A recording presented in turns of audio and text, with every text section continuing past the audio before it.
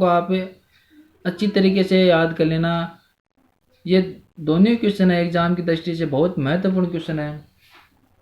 तो एस्किमो जनजाति है वो कौन सी प्रजाति से संबंधित है? मंगोलायड प्रजाति से। मंगोलायड प्रजाति की क्या विशेषता है? इनका कद मध्यम होता है। कद कैसा होता है? मध्यम होता है। रंग पीले से भूरा होता है। बाल लहरदार होते हैं। सिर चौड़ा होता है। निवास क्षेत्र, एस्किमो जनजाति कहाँ निवास करती है? एस्किमो जो जनजाति है वो बर्फीले क्षेत्रों में निवास करती है, जहाँ का जो तापमान है वो 0 डिग्री से भी कम रहता है। अलास्का, कनाडा, ग्रीनलैंड, साइबेरिया, इन क्षेत्रों में एस्किमो जनजाति निवास करती है। देखो एस्किमो जो जनजाति है इस जनजाति को अलग अलग क्षेत्रों में अलग नामों से जाना, जैसे सेमोइड, याकूत, चकची। साइबेरिया में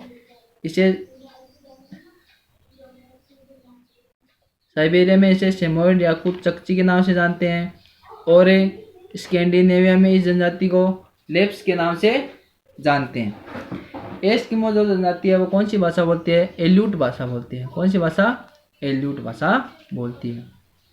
अगला बिंदु है निवास स्थान। निवास स्थान और निवास क्षेत्र में अंतर है। देखो स्टूडेंट्स, इनमें आप कंफ्यूज मत हो। निवास क्षेत्र का मतलब जिन क्षेत्र में वो निवास करती है।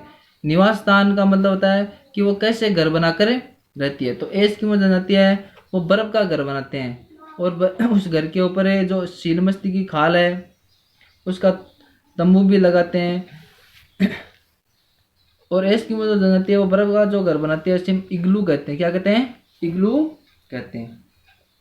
शिकार प्रणाली, छोटा यदि क्वेश्चन बनता है तो यहाँ से बनता है कि माओपोक किसे कहते हैं, इतुरपोक क्या होता है। तो शिकार प्रणाली, एस्किमो जनजाति की जो शिकार प्रणाली है वो 2 प्रकार की है। एक तो शीतकालीन आखेट और एक बसंतकालीन। बसंतकालीन को हम ग्रीष्मकालीन आखेट भी कहते हैं। शीतकालीन आखेट में एस्किमो जनजाति 2 तरीके से शिकार करती है। पहला है माओपोक। माओपोक का अर्थ होता है प्रतीक्षा करना। क्या होता है? प्रतीक्षा करना होता है।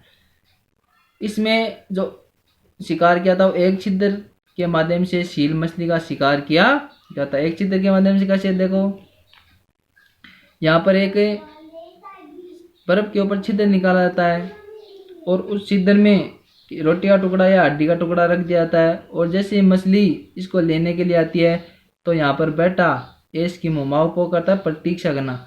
एस्किमो हार्पून नामक हथियार से उसका शिकार करता है।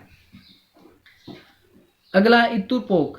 देखो स्टूडेंट्स, मैंने आपको कई बार एग्जाम में भी जो प्री बोर्ड एग्जाम है, मंथली जो टेस्ट हैं, उनमें भी ये क्वेश्चन कई बार दिया है और आपको इन प्रश्नों में कंफ्यूज होता है। कई बच्चे हैं वो इतुरपोक एक छिद्र द्वारा कर देते हैं, माओपोक 2 छिद्रों द्वारा कर देते हैं। तो आपको प्रश्नों को ध्यान में रखना है कि माओपोक क्या होता है, इतुरपोक क्या होता है। इतुरपोक क्या होता है?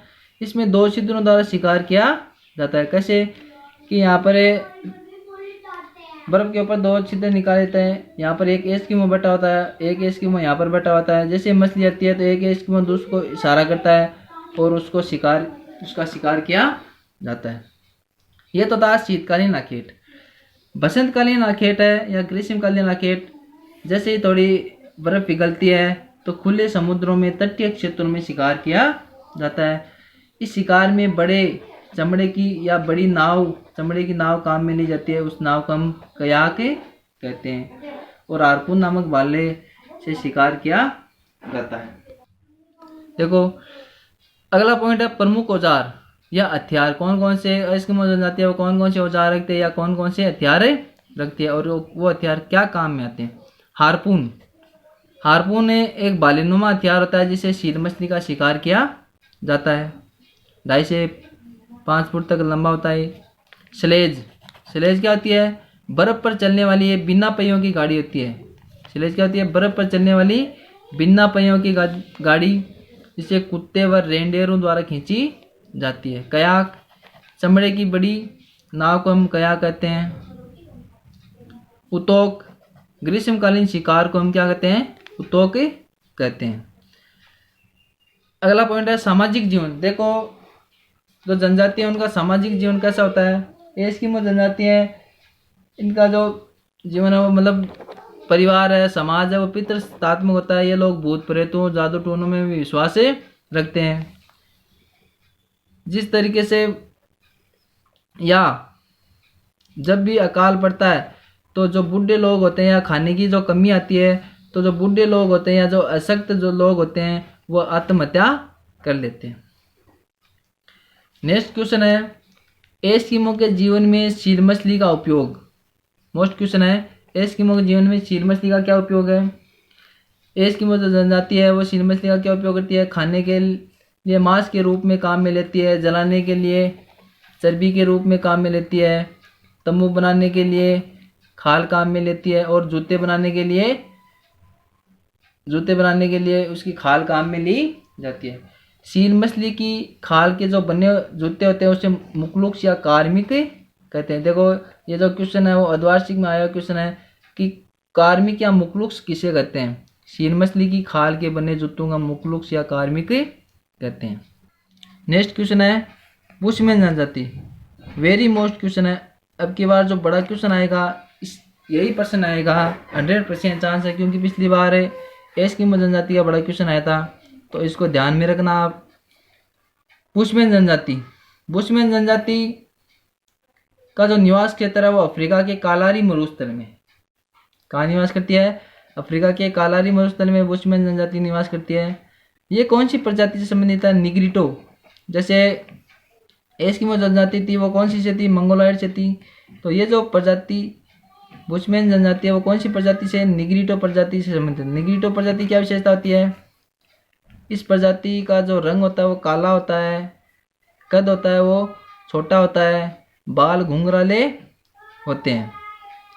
बुशमैन जनजाति अफ्रीका के कालारी मरुस्थल में निवास करती है। नामीबिया, बोत्सवाना और अंगोला, इन देशों में ये जो मरुस्थल है कालारी फैला हुआ है। नेक्स्ट क्वेश्चन, बुशमैन जनजाति की शिकार प्रणाली, या जो बुशमैन जनजाति है वो बड़े जानवरों का शिकार कैसे करती है, ये भी मोस्ट क्वेश्चन है। बुशमैन जनजाति बड़े जानवरों का शिकार बड़े बड़े गड्ढों में गिराकर, कीचड़ में धंसाकर या विषाक्त जल पिलाकर बड़े जानवरों का शिकार करते हैं। यह प्रणाली कौन सी जनजाति की है, बुशमैन जनजाति की शिकार प्रणाली है। कौन सी, गड्ढों में गिराकर, कीचड़ में धंसाकर और विषाक्त जल पिलाकर। अगला क्वेश्चन है, गन्ना व गेहूं की भौगोलिक दशाएं। भौगोलिक दशाओं का मतलब होता है कि गन्ने या गेहूं को कितना तापमान चाहिए, कितनी वर्षा चाहिए, कौन सी मिट्टी चाहिए, श्रमिक कैसे होने चाहिए, धरातल कैसा होना चाहिए। तो पहले बात करते हैं हम गन्ने की।